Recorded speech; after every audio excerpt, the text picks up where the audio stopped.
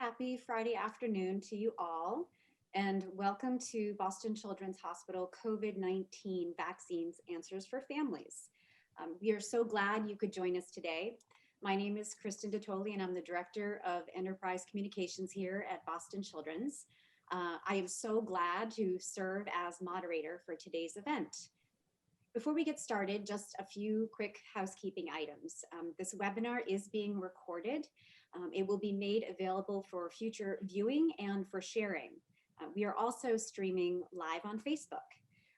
We also know that you all have a lot of questions, and we're going to do our very best to answer all of them. But if we can't get to them today, please don't worry. We're going to continue to answer them on our Facebook page. And as always, we will share information and education on this ever-evolving topic. If you do have a question, please submit it in the Q&A box below. At the end of this webinar, we will be sharing our COVID-19 hotline number and a couple of websites which you can bookmark as your go-to COVID-19, all things vaccine, all things kids health resource. We are so lucky to have three incredible expert panelists with us to help guide our discussion today.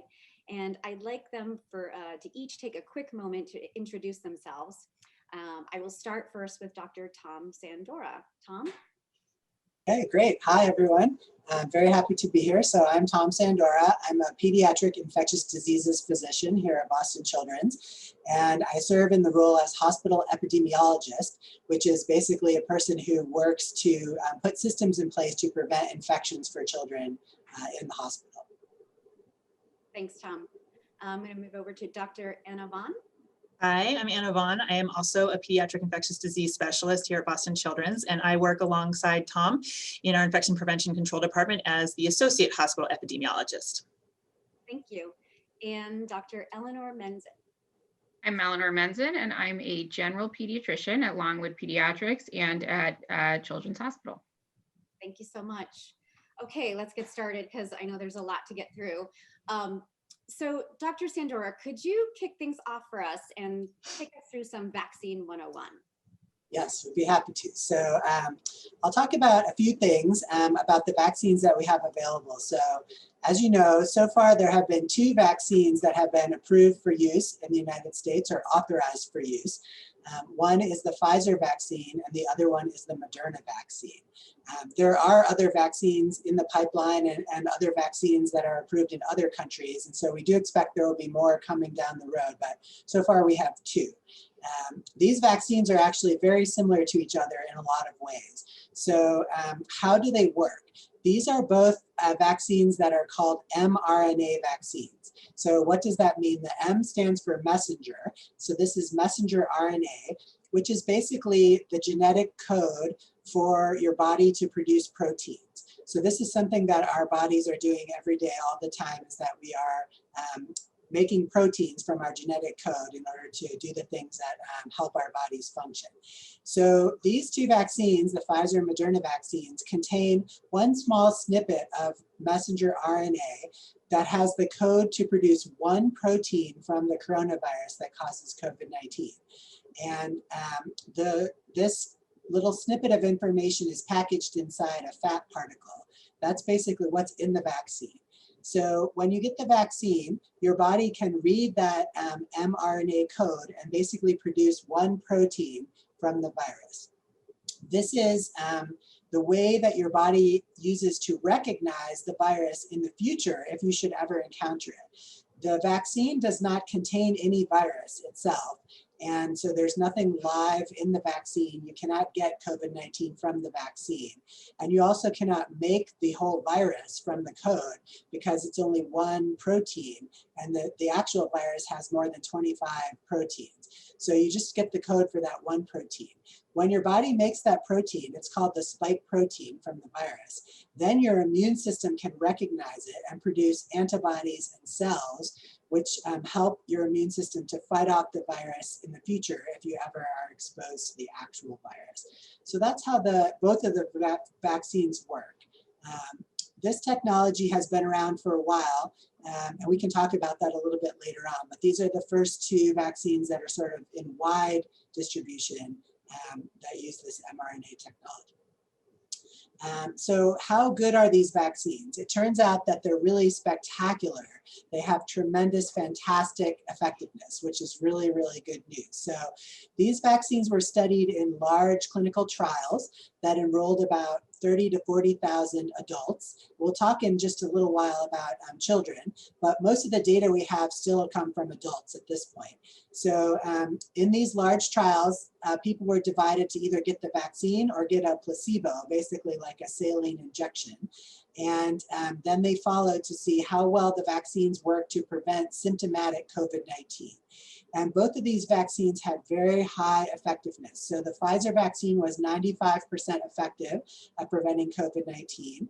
And the Moderna vaccine was 94.1% effective. So essentially very similar and equivalent levels of effectiveness. This is really a remarkable result. You know, some of the best vaccines that we have against other infections like measles and chickenpox are right in that same range in terms of about 95% effectiveness. So I think we were all thrilled when that result came out. We didn't know if the results would be quite as amazing as they really turned out to be. So that's really good news. In terms of how well the vaccines prevent asymptomatic infection, that's been a common question since the vaccines were first studied. There is mounting evidence now that the vaccines likely do prevent asymptomatic infection as well, and we can come back to that later on during the webinar. So the vaccines are extremely good, and the other important thing to say is that they're essentially fully protective against death from COVID-19, which is obviously the most important thing we are trying to prevent. COVID-19, as you know, is a very serious infection that has led to many serious illnesses and hospitalizations and deaths in Massachusetts and also around the whole world. So the vaccines are really, really effective at preventing death from COVID-19. There basically have not been any deaths so far from anyone who's been vaccinated against COVID-19. And then what about symptoms that you can expect after the vaccine? So as you may know from your children getting other vaccines or you receiving other vaccines in the past, it's not uncommon for people to have some mild symptoms after some vaccines. And that also is the case with the COVID-19 vaccines. The most common symptom that people get after vaccination is a sore arm at the site where the injection is given. That's pretty common. Most people who get the vaccine will have that. Luckily, it usually is very mild in nature. Other symptoms that can be seen after the vaccine include fatigue, so feeling a little bit tired or having a headache. Those are probably the next most common symptoms. Less common than that, but sometimes seen is kind of general muscle aches or a low-grade fever or chills. And those also tend to be only mild to moderate in nature. And the good news is that all of the symptoms after the vaccines are short-lived. So basically, they usually last about 1 day on average, and then they kind of go away on their own. And it's very uncommon for them to last more than 2 days. So, so there are some kind of mild to moderate and temporary side effects that can be expected after the vaccines, but they do resolve, and then you're kind of back to your usual self. And I didn't mention, but these vaccines are given in 2 doses. So the Pfizer vaccine, you get your second dose 3 weeks after the first dose. And the Moderna vaccine, you get the second dose 4 weeks after the first dose. And so you can get a little bit more prominent symptoms after the second dose than after the first dose. And I think many people have experienced that they had relatively mild or no symptoms after the first dose, but then did experience some after the second dose. So that can be expected. But again, they're pretty easy to manage and short-lived, which is great. And then I wanted to just touch on vaccine safety, because obviously that's a big, an important topic to cover. And these vaccines are safe. That's the important message that you need to hear. The vaccines would not have been approved for use if they were found to be unsafe or dangerous in any way. And the United States has multiple ways that it tracks vaccine safety. So I'll just tell you about 3 of them. One is a system called VAERS, which is the Vaccine Adverse Event Reporting System. This is a surveillance system where anyone, healthcare providers or members of the public or anyone, can submit any problem or concern that they have after receiving a vaccine to a very secure database that is managed by both CDC and FDA. And they basically can look at the data that are confidential data in that data set and see if there are any signals about any safety issues after vaccines. I will say that for the most part, with all vaccines, if you're going to see any safety problems with the vaccine, it almost always happens within the first 6 weeks after vaccination. So that's kind of the time frame that we really concentrate on in terms of looking for any safety problems related to vaccines. It's very unusual and essentially never happens that you have a very, very late or many years later problem related to a vaccine. If something's going to happen, it should be within that first 6 weeks after vaccination. So that's one safety system that the country is using to track vaccine safety. They also created a new system for the COVID-19 vaccines that's called vSafe, which is a smartphone-based tool where you can sign up after you get your vaccine, and then you'll get a text message for a certain number of days after the vaccination, and then once a week for a period of time after that. And you can basically fill out a short survey on your phone telling them how you're doing. So the CDC would get the data about whether you have any symptoms, whether you're having any problems, and they've been able to monitor safety after vaccination through that system. And many tens of thousands of people have signed up, more than that. I mean, hundreds of thousands of people have signed up, and so safety data are being tracked that way. And then the third thing is that there's something called the Vaccine Safety Data Link. There's about 9 or so large healthcare organizations around the country, Harvard Pilgrim is one of them, that basically work with the CDC to provide access to medical records data, where they can see if someone received a vaccine or not, and then they can also see if they have any medical conditions. And so the CDC looks for all the things that you might think about as possible safety events related to vaccines, whether it be allergic reactions or Guillain-Barré syndrome or Bell's palsy, or a whole list of things. And they basically can compare people who got the vaccine to people who have not received the vaccine and see if there's any increased risk of those conditions being present in vaccinated individuals. And so they've been tracking that information as well since the COVID-19s were launched. And I'll just give you a preview. I did see the data as of middle to late January, and there were absolutely no safety signals for any of those conditions or problems in vaccinated individuals compared to unvaccinated individuals. So there are a lot of systems in place to track vaccine safety. The United States is quite good at that. And so far, these vaccines have a really excellent record. There's no evidence of any serious safety problems going on. That was really, really helpful. As we move into this next discussion topic area, it's a pretty hot topic here, especially in Massachusetts. And I want to throw this out, Drs. Vaughan and Sandora. Could you talk a little bit about the state prioritization?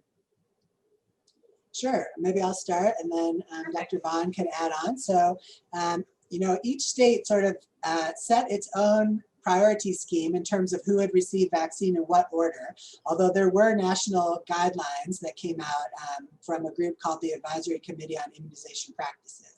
So in Massachusetts, we have 3 phases. The first phase included healthcare workers, as well as individuals who live in congregate settings like long-term care facilities, as well as first responders like people who work in the police station, firemen, those types of groups. So that was kind of phase 1. The reason why those individuals were included in phase 1 is that the first goal of Massachusetts's priority scheme was to be able to keep the healthcare system functioning so that we would be able to care for sick individuals who might come down with COVID-19, as well as all the other conditions that anyone might have otherwise. So that was why that was phase 1, was to keep the healthcare system functioning. And because there's a lot of exposure to COVID-19 in places like hospitals and nursing homes. Then next came phase 2. So phase 2 has multiple groups, but the first group of phase 2 was individuals who are 75 years and older. And then the second group in phase 2 is individuals who are 65 and older, as well as individuals of all ages who have 2 or more certain underlying health conditions that increase the risk of severe COVID-19. So we just moved to the second group of phase 2 starting yesterday. So that's where we are right now. And the goal of this second phase is to really reduce mortality or reduce deaths related to COVID-19. So the people that are included in phase 2 are people who are at high risk of severe outcomes from COVID-19, including needing to be in a hospital or an intensive care unit or at risk of dying. And that's why these types of individuals were included in group 2. As we go through the rest of phase 2, it will include other people, such as frontline workers like teachers and people who work in the food and transportation industries and others. And then eventually at the end of phase 2 will be people who have 1 or more underlying health condition that puts them at risk. And then phase 3 will be basically everyone else, the general public, anyone else who wants to get a COVID-19 vaccine. So we're working our way through those phases, and we're kind of in the middle of phase 2 right now, but it'll take us a while before we get all the way through all the phases. Oh, for sure. And just yesterday, of course, with that new announcement, you know, that does mean that patients, people age 16 and older with 2 or more specific medical conditions would be now eligible. So in terms of what that process might look like, could you talk a little bit about that? I know people are really anxious and eager. Yeah, so as was mentioned, since the vaccines have only been approved down to age 16 so far, basically for us at Children's Hospital, anyone who is 16 and older and has 2 or more of these kind of specific medical conditions that increase the risk of COVID-19 just became eligible to get the vaccine as of yesterday. Our ability to vaccinate is still somewhat limited by the supply. So the government, as you've, I'm sure, been seeing in the media, is trying to ramp up the amount of vaccine that's manufactured and distributed around the country so that everybody who wants and needs to be vaccinated can get it. And so the supply is still limited at this stage, and it will increase over time, particularly over the next month or 2, hopefully. And so our plans are that if we receive the vaccine allotments that we are hoping to get from the state, which is kind of a week-to-week situation right now. Every week we place an order and then we find out what we've been allotted to receive. But if we receive the supply, our goal is to begin vaccinating patients who are in this group 2 of phase 2 who are eligible at the end of February. So that's kind of our plan and goal based on having enough supply to do it. Thank you so much. And just to emphasize, you know, folks don't need to call. We'll be sure that we reach out to those that are eligible and schedule those appointments. So just wait to hear from us on that. So just sort of transitioning a little bit to just better understand, for example, special considerations for people with pre-existing conditions. Dr. Vaughan, could you talk a little bit about special considerations and, you know, with people with pre-existing condition, for example, or allergies? Absolutely. So this is a great question. And the good news is that the vast, vast, vast majority of people can and should get this vaccine, either of the 2. The list of people who should not get the COVID-19 mRNA vaccines is short. Specifically, those who should not get the vaccine are anybody who has had a previous severe or immediate allergic reaction to the COVID-19 mRNA vaccine itself, or any component of the vaccine. These are the only people that specifically should not be receiving these vaccines. So that's people who have received the vaccine dose and had a severe or immediate allergic reaction, or have a history of a reaction to any component that is in these particular mRNA vaccines. There are a second group of people that I would say that are not contraindicated, but should be talking with their healthcare providers and weighing the risks and benefits of vaccination to make sure that this is the best choice for them. And that's with anyone with a history of severe or immediate allergic reaction to other vaccines other than the COVID-19 vaccine or injectable medications. Again, this does not mean that they can't get these vaccines, but they should speak with their healthcare provider, and they should also be observed for 30 minutes following receipt of this vaccine. And then the other group of people who should talk with their healthcare provider to make a joint decision about vaccination is pregnant women. So again, they are not specifically contraindicated to get the vaccine, but they should have a discussion with their healthcare professional provider to make sure that they are making the right decision for them. There were not pregnant women who were specifically enrolled in the vaccine trials for the Pfizer and Moderna vaccines. However, there were some women in the trials that did become pregnant during the course of being in the trial, and they're being watched very closely. And there are other studies that are planned for this population. So again, not contraindicated, but definitely have a conversation with the healthcare provider. And then people who are recommended to get the vaccine. So any person who has an allergy that is not related to vaccines or injectable medicines. So if you have an allergy that, to medicines that you've taken by mouth, to different foods, to pets, to environmental allergies, latex, you name it, these people are not contraindicated. Even if you have a family history of allergies, you can get vaccinated. There is a built-in observation period following vaccination, whereby we make sure that nothing happens, because typically an allergic reaction does tend to happen within about 15 to 30 minutes of receipt of a vaccine. And so, the good thing is that there are interventions and medicines to help if somebody does have a reaction. But again, these people, if you have an allergy to dairy, to eggs, to ragweed, this is not a contraindication to getting the vaccine. You can get the vaccine. And then what probably a lot of people want to know is beyond those. So right now, the only contraindication, again, I'll just say it again, is those who have had a severe or immediate allergic reaction to the COVID-19 mRNA vaccines. All right, that's the only people that we're saying you should not get this vaccine. But beyond that, there are no individual health conditions that are considered contraindication to the vaccination. So if you have not had a severe or immediate allergic reaction to the COVID-19 mRNA vaccine, you can get the vaccine. It's always fine to talk with your healthcare provider to make sure that you are taking into account everything that's specific to your specific history, but there is no specific contraindication to any particular healthcare condition or pre-existing condition. Really, really helpful. There's actually a couple of questions specifically from parents of really complex kids. My son has cerebral palsy, also kidney reflux, also suffers from anxiety and depression. Is it safe to receive a vaccine? Yes. Yes, it looks like Dr. Sandora wants to weigh in. I'll stop talking for a moment. Perfect. Yeah, well, of course, we don't have any vaccines that are approved for kids under 16 yet. So we don't have safety data yet, but there are trials of these vaccines being done in younger children. So just to mention, the Pfizer vaccine has already fully enrolled a trial of adolescents who are between 12 and 15 years of age. It was over 2,200 teenagers who signed up and are in that trial. And we're hoping to see some safety and effectiveness data from that trial pretty soon, within the next month or so. Moderna also has a trial going on of children aged 12 to 17. So that's underway and still enrolling, and we expect to get more information about that later this year.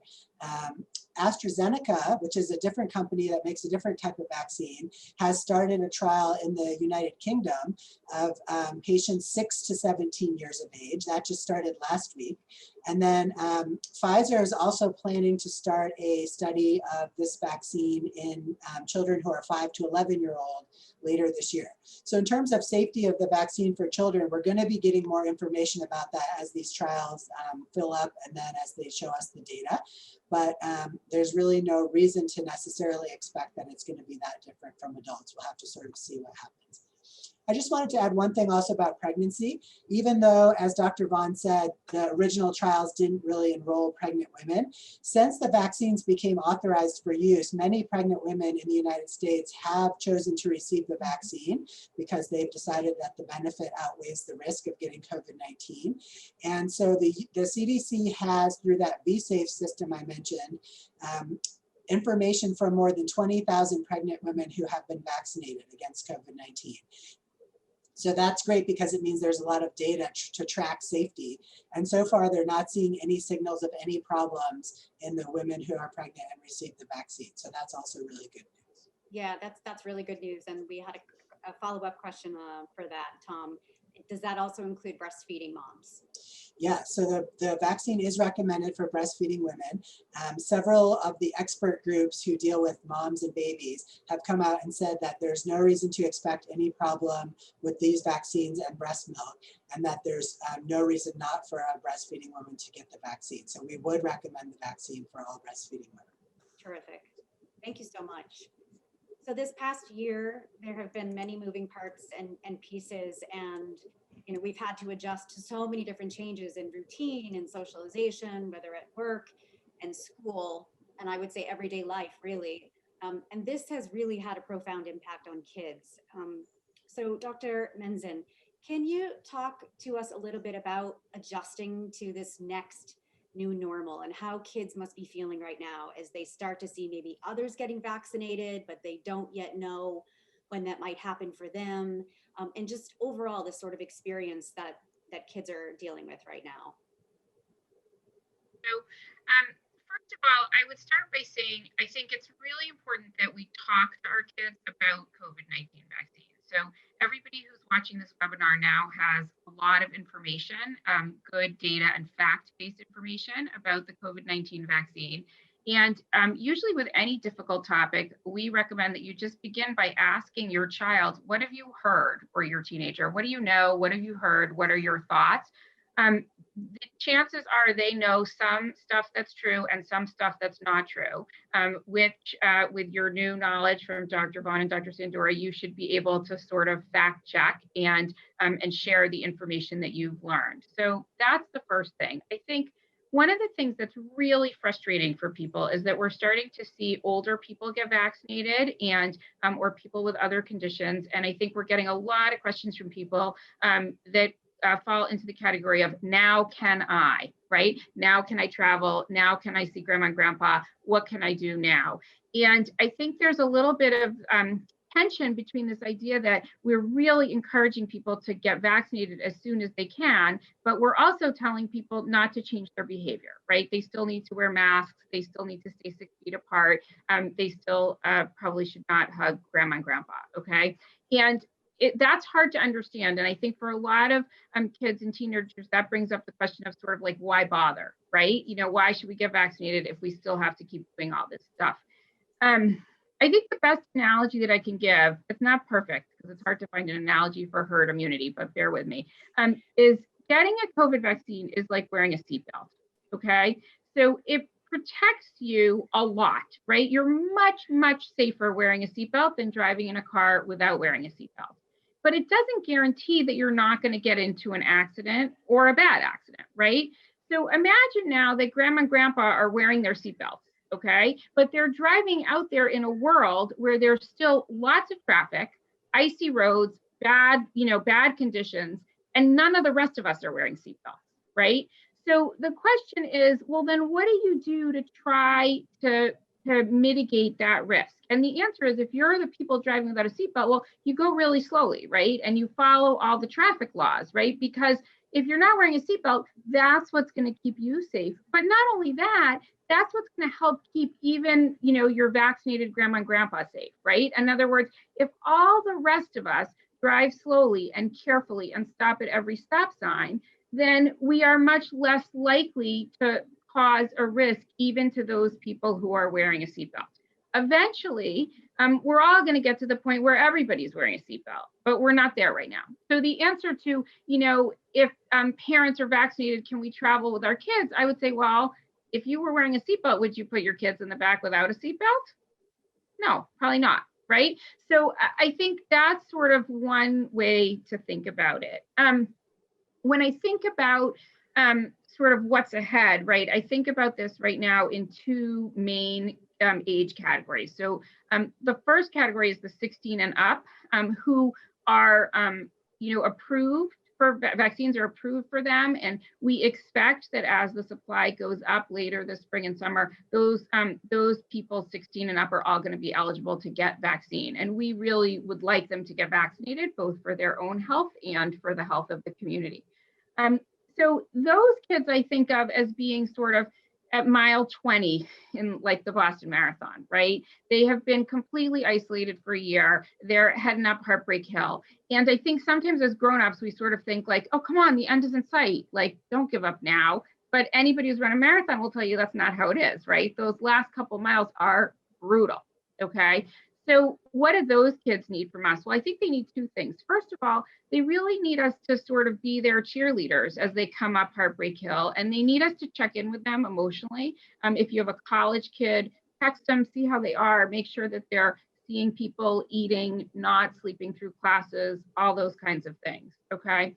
And then the other thing that they need is a lot of these kids are going to have to make a decision about getting a vaccine.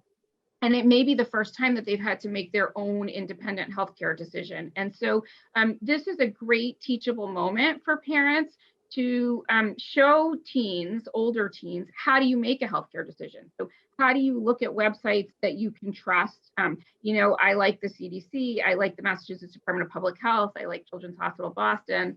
There's another children's hospital in Philadelphia with a great vaccine website too. And show them how to navigate the internet to figure out where to get reliable healthcare information. You can remind them that their own pediatric provider is a great resource, if I do say so myself, for information. So you can say to them, hey, if you're not sure about whether you should get vaccinated or not, why don't you make an appointment to, see Dr. Menzin if you're my patient. If you're not my patient, you should make an appointment with your own pediatrician, and talk it through. Because we really want these kids to learn how to make good healthcare decisions. We really think that getting vaccinated is a great decision for them, but we also want them to learn how to make decisions like that. The kids under 16 are in a tougher spot, I think, because as Dr. Sandora said, trials are ongoing. And so we expect eventually that those kids are going to get safely vaccinated. But to go back to my marathon analogy, they're at mile 20. And we just said to them, hey, everybody else has a 26-mile run. You, not so much. You've got maybe another 10 or more. We'll see. Right. So that's a really hard position for them to be in. And they're going to start to see older siblings and cousins and friends get vaccinated, and they're not going to be quite there yet. So what do we do for those kids? This is where Dr. Sandora said, you can't end like that. That's so depressing. You have to. So what do we do for those kids? Well, I think the first thing we do is we acknowledge to them that we get it. We see that this is really hard for them. We know that they are sort of in it for the longest haul of any of us, and we get it. One of the things that's tough about this is that fairness is a really core value for teenagers and school-age children. It's really sort of their ride or die value. And so the fact that this seems unfair really hits them hard. And I think the only way to cope with that is to hit it head on and say, I know this feels unfair. I get it. And it's hard to watch other people get vaccinated. And the vaccine safety program is designed such that before we give it to you, we want to make sure that it works for you and is safe for you. And we think that'll be soon, but we're not sure exactly when. And we need you to sort of step up and hang in there and keep doing this masking and keep doing this social distancing, because that's what's going to keep you safe and healthy. So I think what we really want to do for that age group is to focus on empowering them with all the things that they can do to stay healthy, short of vaccine, and remind them that this is sort of, a dream deferred, but not forever for them, that we fully expect that the vaccine will be safe and effective for them, and that it's coming. It's just coming a little bit longer. And I think we want to really focus on what things they can do also, because this social and school isolation has been tremendously difficult for kids. So you can't tell from looking out the window right now, but spring is coming. And I think we do know that there are things like masks, outdoor sports that should be really quite safe for kids. And we really encourage people to get outside and spend as much time as they can doing outdoor things and seeing people at a safe distance, because I think that's really important. And the toll that this has taken on kids and teen mental health probably can't be overstated. Sure, absolutely. Well, that's extremely helpful. Thank you so much. And there's a couple of questions that we'll come back to for sure. So with that, we're going to move to the live Q&A section right now. And there's just a ton of questions coming in. And as I mentioned at the top of the program, if we can't get to all the questions, please continue to check back in on our COVID-19 and vaccines answers site and on our Facebook page. We'll be trying to answer as many as we possibly can. And we are constantly updating content daily almost. So please definitely check those out. So this seems to be just a question that continues to pop up over and over again, is really trying to really understand the difference in these vaccines. Is one vaccine better than the other? Should I wait to get the 1-dose vaccine versus the Pfizer and the Moderna? Tom, Dr. Sandora, do you mind just talking about that a little bit? Sure, yeah, it's a good question. So the two vaccines that we have available to us now in the US, I would consider them essentially equivalent. So they're very similar in terms of how they work, how good they are, and what their side effect profile is like. So there's really no reason to choose one versus the other, and you should just get whichever one is available on the day that you sign up when you're eligible and you go to your vaccination location. Some of the ones that are coming down the pipeline that could ultimately be approved in the US later work by different mechanisms. Some of them in the trials outside of the United States have had different levels of effectiveness depending on which viruses are circulating, as you may have been reading about all these variants that are circulating. So there will be some differences between the different vaccines, but my advice is that most of these vaccines will only be approved if they're shown to be effective enough. If there's a vaccine that really doesn't work very well and isn't too effective, it's not going to get approved for use. So everything that gets approved is going to be effective. And it's the best thing to do is not to wait. It's just to get whichever vaccine you have available to you at the time that you become eligible. That'd be my advice, would be sign up as soon as you're in a group that's allowed to get vaccinated, and don't wait, just get it. We may have more information later on down the road about what happens if you get 1 dose of one vaccine and then later on a different dose of a different vaccine, because that's beginning to be studied since there will be so many different vaccines out there, but we don't know all those answers quite yet. So I would just get whatever vaccine is available as soon as you can sign up. That's great, thank you. And just keeping with that around dosing, when the pediatric vaccine does roll out, do you expect that there would be a lesser dose and strength than what is given to adults now? Yeah, so when they do the trials in younger kids, that's the first thing they do, is they try to figure out what is the right dose that is safe and effective for children who are smaller and weigh less. So that will be studied. It is, I think, very possible that the dose will be smaller, especially when they get down to really younger age groups. But they will only approve it if it actually works and is effective at that dose. Great, thank you. Another question. If someone is fully vaccinated, can they carry the virus and spread it to others who are not vaccinated? Tom or Dr. Vaughan? Yeah, I'll start, but then please, Dr. Vaughan, jump in. So this is one of the most important questions, I think, and we've all been very interested in the answer to this. Evidence is mounting now, I think, that it's very suggestive that the vaccines do prevent spread, can and do prevent asymptomatic infection and spread of the virus. So I'll just give a couple of examples. So some of the vaccines during the trials, they are swabbing people when they come for the second dose, even if they have no symptoms, to see if they're carrying any of the virus in their nose. The Moderna trial did that, and the AstraZeneca vaccine in the UK did that. And they showed that people who received the vaccine were much less likely to carry the virus in their nose with no symptoms than people who had received the placebo. For example, in the Moderna trial, it was about a 2/3 reduction in asymptomatic infection in vaccinated people compared to placebo. So that's obviously good, because if you are less likely to carry the virus, then you're less likely to spread it. And then a new study just came out from Israel, which is one of the countries that is sort of the farthest ahead in terms of vaccinating their population. They compared individuals 60 and over, who were kind of the first group to get the vaccine, to individuals who were between 40 and 60 years of age who hadn't been vaccinated yet. And they found that the infection, that having COVID-19, was much less common among the vaccinated individuals. And they've measured the amount of virus in the nose and showed that the level of virus in the nose of people who had COVID-19 was much lower if you were in that vaccinated age group than if you were younger, suggesting that the vaccines actually result in much lower levels of virus in your nose, even if you do have the infection, and that would mean much less likelihood to spread. So I think that there will be more information to come, but the evidence is pretty clear now that the vaccines are going to have an impact on spread of the virus, which is really good news. That's great news. Anything else to add? Yeah, I agree. I would just add that all that data that's being collected right now that is very promising.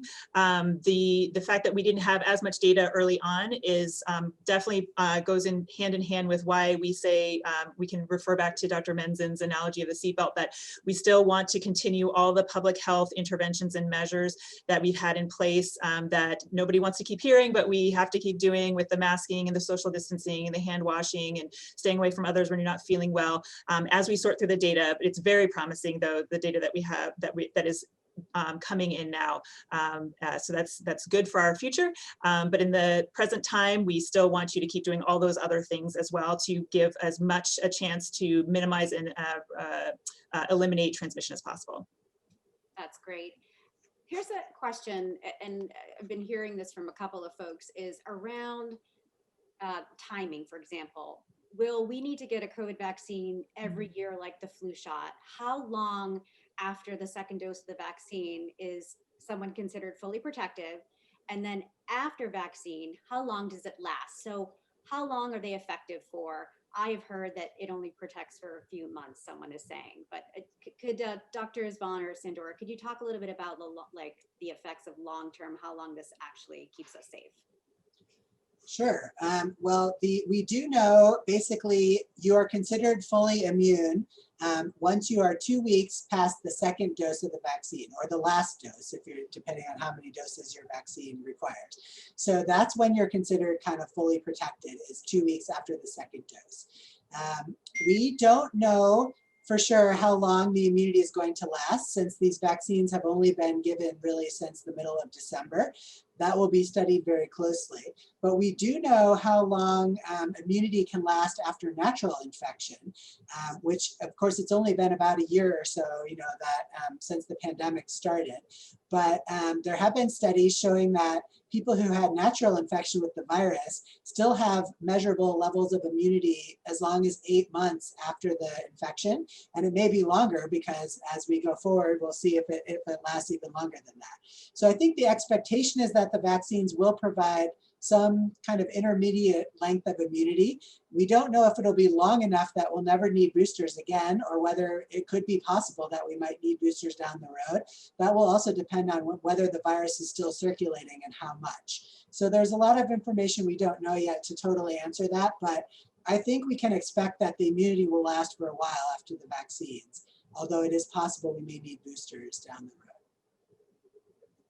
I just want to add one thing, which is that although immunity can last as long as 8 months, I just want to remind people that either after vaccine or after infection, 3 months is sort of it may last as short as 3 months, natural immunity. And so in terms of people who had COVID in the past and then get symptoms again, whether they need to be tested and so on, that you should not hang your hat on being immune for 8 months. Would you agree with that, Dr. Sandora?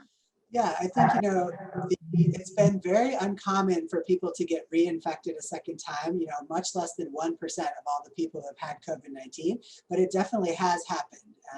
And so that can happen. And I agree that 90 days is sort of the mark where, the potential of that happening seems to go up, but it's still quite uncommon. Most people who have gotten COVID-19 only got it once.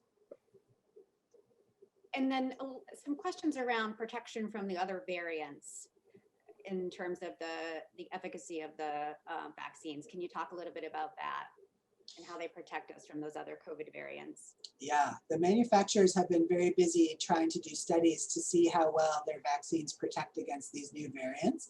And so far, the news for the mRNA vaccines is quite good. So for the Pfizer and Moderna vaccines, they have been shown to produce immunity that is very good against the UK variant, which was kind of the first big one that became well known in the media. So they still retain excellent activity against that variant. There's a variant from South Africa that has more mutations, and there's been a little bit more concern about that one. But at least in some of the experiments that have been done, it seems like the vaccines, these two mRNA vaccines still offer protection against the South African variant as well. Some of the other vaccines that work by different mechanisms may or may not be as effective against the variants, and we're gonna have to sort of follow that over time. But so far for us, the vaccines we have available seem to be still good against the variants. Excellent. Taking this over to Dr. Menzin, can my child participate in sports? And is there a chance that maybe we can take a trip this summer together as a family? Those are great questions. So I think, and the answer to all of it, depends in part on your risk tolerance, right? I think for outdoor sports, there's sort of universal agreement that we should be all in. In other words, I see absolutely no reason for kids not to be doing outdoor sports wearing masks. And I think some outdoor spring sports like baseball and tennis are pretty COVID friendly, right? It's hard to get that close to your tennis playing opponent. So those I think are great, and running and so on. Should you be wrestling inside? No, probably not. That's, very close face-to-face contact, even with a mask. I would not be enthusiastic about kids doing indoor wrestling. I think travel, is going to depend a lot on where we are rate-wise, and what your family's vaccine status is, and where you're going, and what their rates are like, and what you're going to do, right? So, if you're going to rent a house with just your immediate family, in Vermont, and you're going to hop in your car and drive to Vermont and stay at a house, that's pretty safe. If you are, going to take 3 connecting flights, to stay in a hotel where there's 300 people in the dining room together, that's probably unwise. Yeah. Just one thing I'd add about that, the Massachusetts travel rules have not changed yet. So in terms of, people getting tested after travel or quarantining after travel, those rules likely will change at some point, and I'm not exactly sure when that will be, but as more people get vaccinated, at some point I expect the travel rules to change a little bit, and showing evidence of vaccination or evidence of immunity may become part of that traveling scenario. And lots of groups like the airline industry and others are working on how to potentially do that. So I think there will be more information coming about that. Oh, that's great. Question about getting your first vaccine shot and then a week later testing positive for COVID. How long do you have to wait? Is there a longer period of time you have to wait before you can get that second shot, or what is the process around something like that? Dr. Sandora, or, oh, please, Dr. Vaughan. I was going to give Dr. Sandora a break if he wanted it. So there is no recommended interval of time between being sick with COVID and getting the vaccine, but the caveat would be that we do recommend, and the CDC also recommends, that you have recovered from your acute illness and that you have met the criteria for coming out of isolation as deemed by public health. So those are the minimum criteria that we would say you should wait, but there's no magic number that we know of that says that now is the optimal time, but we do want you to get over your illness. So you don't have to, for example, I tested positive for COVID and then 2 weeks later, I tested negative. Can I go and get if I'm eligible, can I go get the vaccine, or do I have to wait a certain amount of time after that, after I'm tested negative? So, oh, go ahead. No, go ahead. I think it's really more of a clinical call, and how you yourself are doing. If you have recovered from your illness and you meet the public health guidelines for now is the time that you can come out of isolation, that it's safe for you to be in and among other people. If those criteria are met, then the timing is not, there's no specific timing for that. And I would just add, I don't think any of us think there really would be an indication to get retested in that scenario. In other words, if you test positive and you have symptoms, you count from when your symptoms have gone away, but there's no reason to get retested. Retesting will not change in either direction our guidance on whether you get vaccinated or not. That's right. And also CDC has said that you don't need to get tested before your first dose of the vaccine just to make sure you don't have asymptomatic infection. That is not necessary. So you don't have to have a test in order to be cleared for vaccination. Can you talk a little bit about that second shot? There's a lot of questions around, is there a difference between that second shot versus the first shot? No, there's no difference in terms of the actual vaccine. It's the same vaccine, the same dose, the same everything. Okay, some questions around mental health and kids. Dr. Menzin, what are some of the things some of the warning signs or some things that I should look for in my child for depression or, anxiety? What are some of the things that I should be looking for? Yeah, that's a great question. So, and this is really hard because, one of the main signs of depression in teens and adolescents is social isolation. And we have just spent a year asking them to socially isolate themselves.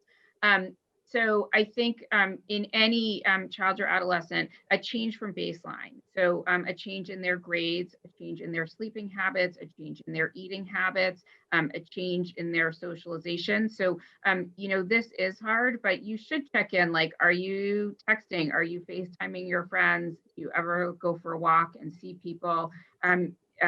Making sure that they are actually showing up to their online classes and not sort of sleeping through them or, in another window doing something else and flunking the classes. And really looking to make sure that they still have some joy, right? That there are still things that make them happy and things that they enjoy. That's sort of on the depression side. On the anxiety side, I think, anxiety in kids often presents as kids getting stuck on something. So asking the same question over and over again, being really rigid about the ways in which things have to be done. Sort of everything has to be just so, or I have to check that my homework was submitted online like 4 or 5 times, not just twice. And again, sleep disturbances. So kids who are having, an hour or 2 hours trouble falling asleep, those are really concerning. And so, I would remind people that, for example, if your kid is, missing their online classes, sort of, 1 day a week, imagine if that were a grown-up who just stopped showing up to work 1 day a week, right? We would think of that as a real emergency. Something is really wrong if this person just stops showing up to work. So I think the same is true for kids. We really have to look at their routines and make sure that they're functioning sort of the way they used to be. And if they're not, that really is a visit to the pediatrician to talk about what's going on. Helpful advice. Thank you for that. I know so many families that are dealing with that right now. Question around if my child had a bad reaction to the flu shot, is there a chance that they will also have a bad reaction to this vaccine? Tom or Anna, do you want to? You want to take that, Annie? It kind of goes along with what we talked about with allergies before. Yeah. No. So I think that this is definitely a conversation to have with your healthcare provider, because it's going to depend on what the reaction was. And again, the one of the precautions, one of the groups of people that should talk with their healthcare provider and discuss the risks and benefits is anybody who's had a reaction to a previous injectable med or other vaccine. So they are not contraindicated, but they should have a discussion with their healthcare provider, because it's really going to depend on what their personal history was in terms of what recommendation is made. Great. but most reactions to flu vaccine are quite mild. And in fact, even over the last 5 to 10 years, we've really liberalized who can get the flu vaccine and, safely and without any significant increase in bad reactions to the flu vaccine. So I think if you're thinking back 10 years, they're like, oh, my kid has an egg allergy and they can't get the flu vaccine. It turns out, in all honesty, for the most part, we were wrong about that. And your kid could have gotten the flu vaccine and now should be getting the flu vaccine in their primary care office. So I think most of the kinds of reactions, like a little bit of a sore arm or arm redness, are not things that are going to concern us in terms of getting a COVID vaccine. If your child had a really significant reaction, that's, as Dr. Vaughan said, we'd like to talk about that one-on-one. Great.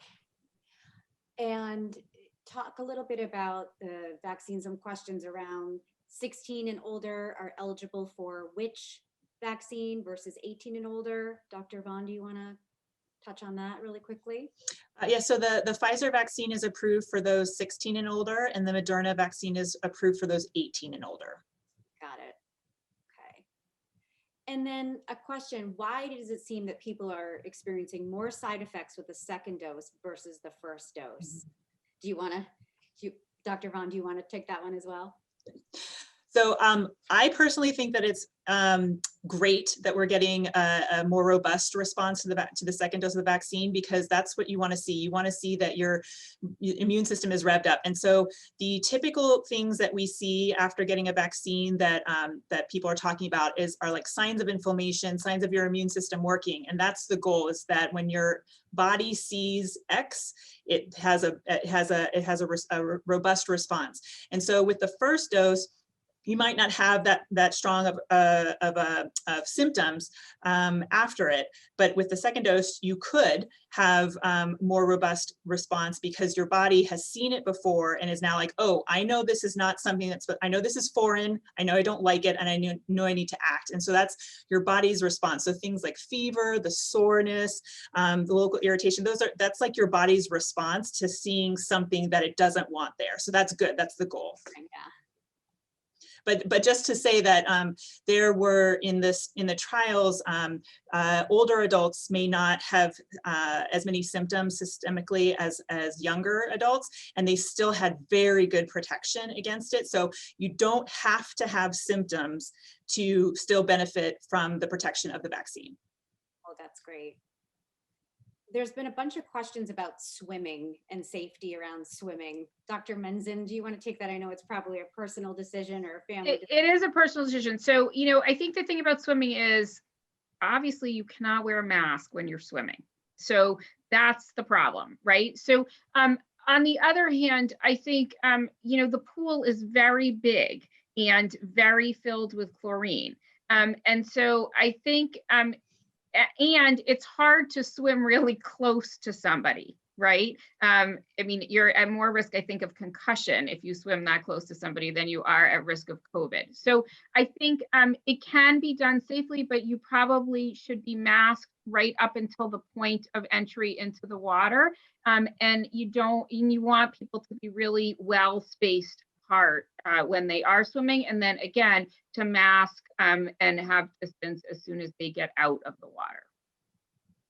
That's really helpful. I know, because both of my teenagers will be asking about the beach for sure, and can they get into the water? So. Well, so I think the beach, I think we all feel better about the beach than about an indoor pool, right? Because the ocean is almost infinite, and that power of dilution in the ocean is just enormous. It's better than any pool, and being outside is great. So again, I think if people are I feel good about being at the beach as long as people are 6 feet apart from, people who are not in their immediate family and group. Great. And I know we're have just about a minute, so I just wanted to open it up if there was any last little bit of advice or any information you wanted to make sure that it reached our audience before we close out. Yeah, I mean, I'd like to just end by saying that I really strongly recommend that you and your children all get the vaccine when it becomes available to you and when you're eligible. in a group to get it. Everything in life is about risk versus benefit, and we know the risks of COVID-19 are very high. It's a very serious disease, can cause very serious problems. The benefits of the vaccine are very high to protect you and your family. So I just strongly urge you all to get the vaccine as soon as it's available to you. I would echo that. I think, I got vaccinated at my first opportunity. My own kids will get vaccinated at the first opportunity for them to do it. And if we, your general pediatricians, can help you with that decision, if you are worried about it, if you have concerns, if you're not sure why, if your 18-year-old who makes their own decisions is not sure why, please reach out to us, because those are conversations that we can have knowing your individual medical history and your family history. And we really think that the best thing for sort of individual and collective health and mental health is to get people vaccinated and back to the old normal as we can. So please reach out to your individual provider with your questions and concerns when you become eligible, because we really want people to get vaccinated. I'll just agree with everybody before me that I think it's an incredible time that nobody wants a pandemic, but the fact that from the start of this till December is when we got a vaccine is just incredible. I know that it can be scary and daunting for some people, but just know that there were tens of thousands of people who came before who did not have the benefit of the knowledge that we have now. And we have lots of data and lots of experience that demonstrates that these vaccines are safe and effective. And there are a ton of veritable alphabet soup of people, organizations, databases, surveillance systems that are watching everything closely so that we have all the information we need as we proceed. And I 100% agree. I've gotten the vaccine. I've recommended it to everybody I know when it's available to you. I highly recommend it, and talk to your physicians, your primary care providers. There's a lot of great resources on the Boston Children's Boston Children's website. We're here to help. Thank you so much. And thank you so much for joining us today. This was such an incredible and an informative hour of information. Thank you to our amazing panelists. And for more questions, if you have more questions about COVID-19, you can reach out to our dedicated COVID-19 hotline. It's 855-281-5730. And it's detailed there, as well as 617-355-4200. You can also visit our dedicated vaccine page as well at bostonchildrens.org/COVID vaccine. And you'll also find more links there to parenting resources as well. So thank you all so much again. We'll be back, I'm sure, with another webinar on this subject, because it's not going away anytime soon. And have a great weekend all. Thanks again.